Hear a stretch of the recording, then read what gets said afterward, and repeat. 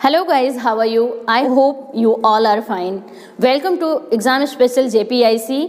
आज मैं आपके साथ एक नया चैप्टर लेके आई हूँ जिसका नाम है आनुवंशिकता एवं जैव विकास। इस अध्याय में हम आपके साथ डिस्कस करेंगे अति लघुत्तरीय प्रश्नों के बारे में जो कि बोर्ड के पॉइंट ऑफ व्यू से बहुत ही इंपॉर्टेंट हैं। तो आपका पहला प्रश्न है, एलील या युग्म विकल्पी किसे कहते हैं? तो डियर फ्रेंड्स, एलील या युग्म विकल्पी जीवों में जो गुणसूत्र होते हैं उनमें गुणसूत्रों के जो लक्षण हैं वो तुलनात्मक लक्षण वाले होते हैं, इसलिए इनको एलील या युग्म विकल्पी कहते हैं। जैसे आप देख सकते हैं कि मटर के बीज के स्वस्थता के आधार पर गोल पीले बीज होते हैं और हरे झुर्रीदार बीज होते हैं, और तने की लंबाई के आधार पर देखें तो एक लंबा पौधा होता है और एक बौना पौधा होता है। अगर पुष्प के आधार पर, पुष्प के रंग के आधार पर देखा जाए तो लाल रंग के पुष्प होते हैं जिसे गुलाबी रंग का कहा भी जाता है, और सफेद रंग के पुष्प भी कहे जाते हैं। दूसरा प्रश्न है, संकर तथा संकरण किसे कहते हैं? तो संकर किसे कहते हैं? हाइब्रिड का मतलब होता है संकर, और हाइब्रिडाइजेशन का मीन्स होता है संकरण। मीन्स जब हम किसी तुलनात्मक लक्षण वाले पौधों के बीच में संकरण की क्रिया कराते हैं। सपोज दैट ये है शुद्ध सफेद या शुद्ध लाल और दूसरा है शुद्ध सफेद। यदि इनके बीच में हम संकरण की क्रिया कराते हैं, मीन्स इनके बीच में हम क्रिया कराने की बात करेंगे, तो इसी प्रक्रिया को हम संकरण कहते हैं। और इस प्रक्रिया के बाद जो बीज बनते हैं, जैसे एक कैपिटल टी बना और एक स्मॉल टी बना, यहाँ पर भी एक कैपिटल टी बना और दूसरा स्मॉल टी बना, तो बनने वाला जो बीज है वो संकर प्रजाति का बीज कहलाता है, मीन्स संकर बीज कहलाता है। क्योंकि यहाँ पर एक शुद्ध लाल का जीन है और दूसरा जीन है शुद्ध सफेद का, तो इसलिए ना यहाँ पे जो बीज बनेंगे वो संकर प्रजाति के बनेंगे। क्लियर? अब यहाँ थर्ड क्वेश्चन है, मेंडल ने अपने प्रयोग के लिए किस पौधे को चुना? इस पौधे को चुनने के कारण बताइए।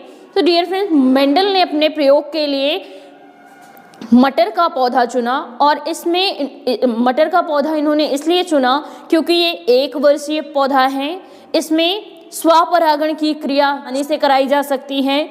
दूसरा, इनमें चयनित लक्षण मिलते हैं, जैसे तने की लंबाई के आधार पर पौधे मिल जाते हैं, तुलनात्मक लक्षण में मिल जाते हैं, बीज का आकार कई प्रकार का मिल जाता है, पुष्प के रंग दो प्रकार के मिल जाते हैं, गुलाबी और सफेद। इसी के कारण इन्होंने मटर के पौधे को चुना और अपना प्रयोग भी दिया, इसीलिए मेंडल को आनुवंशिकता का जनक कहा जाता है।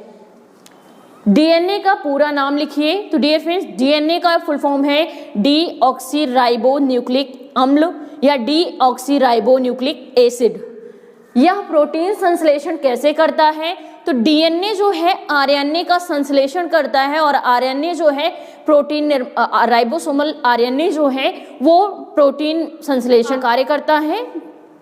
नेक्स्ट वन क्वेश्चन, यदि किसी चूहे की पूंछ काटकर प्रजनन कराया जाए तो बच्चा कैसा पैदा होगा? तो डियर फ्रेंड्स, यहाँ पे बता दिया जाए, यदि चूहे की पूंछ कटी हुई है या काट दी गई है तो बच्चा जो होगा वो सामान्य पैदा होगा, क्योंकि पूंछ कटना एक कायिक प्रक्रिया है, या पूंछ कटने की क्रिया जो है कायिक अंग की क्रिया है, इसलिए जो इसकी होने वाली संतति है उस पर कोई प्रभाव नहीं पड़ेगा। क्लियर? क्योंकि यहाँ पर जो पूंछ कटने की प्रक्रिया है वो आनुवंशिक नहीं है। नेक्स्ट वन, जाति उद्भव क्या है? नई जातियों का उत्पन्न होना, उत्परिवर्तन की सहायता से ही जाति उद्भव कहलाता है। नेक्स्ट वन, जीवाश्म को परिभाषित कीजिए। जीवाश्म कितने पुराने हैं, इसका आकलन किस प्रकार करते हैं? तो डियर फ्रेंड्स, जीवाश्म जो है जिसे कहा जाता है कि लाखों वर्षों पूर्व भौगोलिक उथल पुथल के कारण पेड़ पौधे एवं जीव जंतु पृथ्वी के अंदर दबे पड़े हैं, और दबने के कारण वो जीवाश्म में परिवर्तित हो गए हैं, मीन्स उनके अवशेष जो हैं वो जीवाश्म में परिवर्तित हो गए हैं। यदि इन जीवाश्म खुदाई के पश्चात इन जीवाश्म को निकाला जाता है तो इसका आकलन जो है पहले पत्थरों जो जिससे पत्थर से ये दबे होते थे, उस पत्थर की मोटाई या उस पत्थर की आयु को देखकर ज्ञात लगाया जाता था कि ये जीवाश्म कितने पुराने हैं। लेकिन अब क्या हो गया है कि रेडियो एक्टिव तत्वों के जरिए उस जीवाश्म का पता लगाया जा सकता है। और यहाँ पर दो विधि है जीवाश्म का पता लगाया जाने के लिए। पहली है सापेक्ष विधि, दूसरी है फॉसिल डेटिंग के आधार पर उसकी पता लगाया जा सकता है। नेक्स्ट वन है पुरुषों में पाए जाने वाले लिंग गुणसूत्र का विवरण दीजिए। जो गुणसूत्र लिंग को प्रदर्शित करते हैं उन्हें लिंग गुणसूत्र कहते हैं। जैसा कि आप जानते हैं कि पुरुषों में जो गुणसूत्र होते हैं वो XY होते हैं। ये जो गुणसूत्र हैं, पहला है X और दूसरा है Y, और ये हमेशा जोड़े में पाए जाते हैं। XY क्रोमोसोम जो हैं वो पुरुष में पाए जाते हैं।